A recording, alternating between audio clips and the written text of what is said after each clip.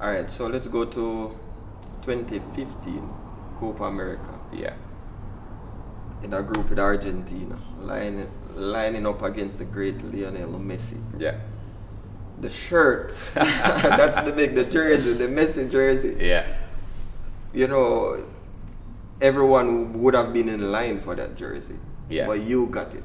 Tell me about that story. Right, so this is an interesting one. So obviously at the time I was rooming with Rudy Austin, who was the captain at the time. I suppose I was vice-ish, but we were sort of the two senior members of the group.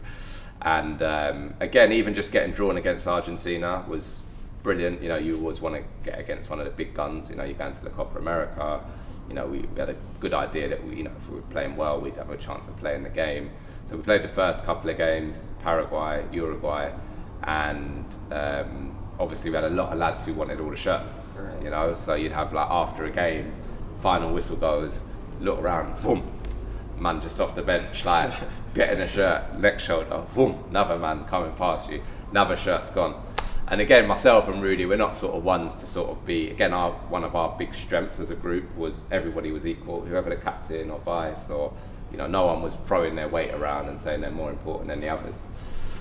The one time we probably did that was with this Messi shirt. So we're coming up obviously against Argentina. So me and Rudy in the room the night before, and we're like, listen, boy, there's one shirt we have to carry home. It's Messi's, right? So we need to. So we kind of agreed, like once we get out there, we're gonna put our foot down. If we need to put our foot down, there's only one place that shirt's going. You see, that's right? Politics at play. Listen, trust me, there's always a time and a place. There's always a time and a place. Man, always. Yeah. So anyway, the game starts.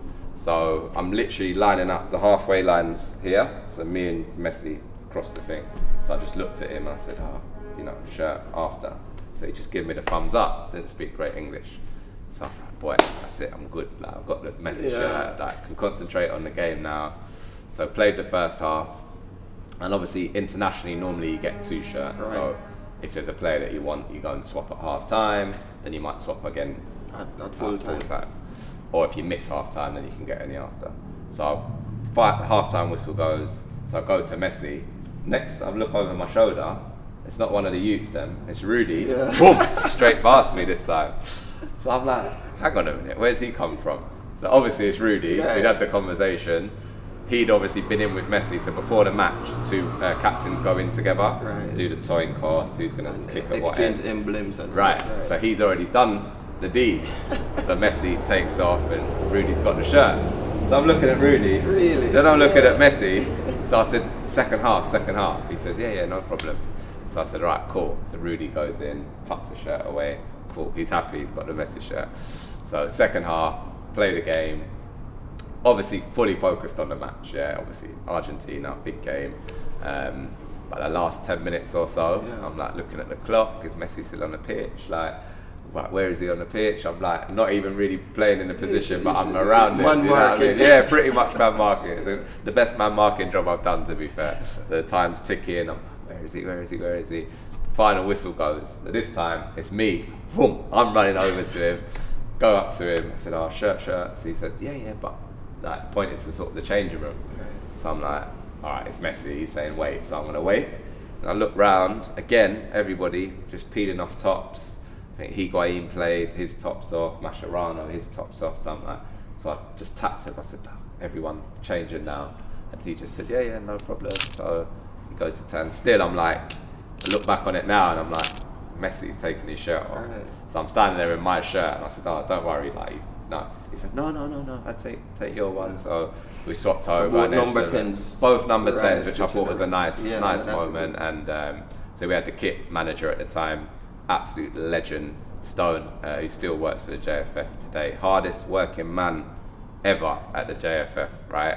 So if he's watching this or anyone at the JFF, give the man a raise, yeah? He works so hard. Yeah, man. So anyway, he was there. So I've got a really nice picture of me, Messi and Stone, which is a nice part of it for me, someone who, again, managed the kit so well for so long. So yeah, man, the shirt's tucked up nicely at home. So that's definitely, for me, one of my highlights of my career, for real. And playing so closely, well, before I go to that, most people know, the average fan would say, but you play, you're a baller, why you being such a fanboy? But it's messy. It's messy. Listen, I'm with you, right? And all the time I played, like obviously in the Premier League or like big FA Cup games against, particularly if I'm captain or if I've not won the game, just my own pride, I would not go and swap a shirt with a man. Yeah, and it's probably one thing I look back on now and I go, I wish I'd got Rooney's shirt. Or again, I'm a big Liverpool fan, so Steven Gerrard for me, growing up and watching football, you know, when he's put Liverpool and Premier League, he's top. So he's one that I definitely wanted, and I got his at home.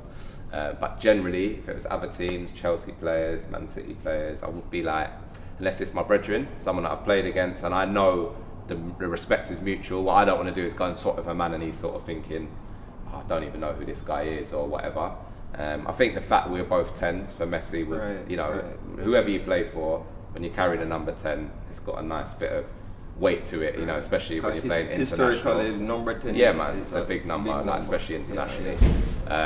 So I think for me, no, it's Messi, listen, and we've seen what he's done today. This is how many years on, and he's still, for me, the greatest player I've ever seen play. Obviously, the Maradona era was just as I was sort of getting into the game and my love of the game.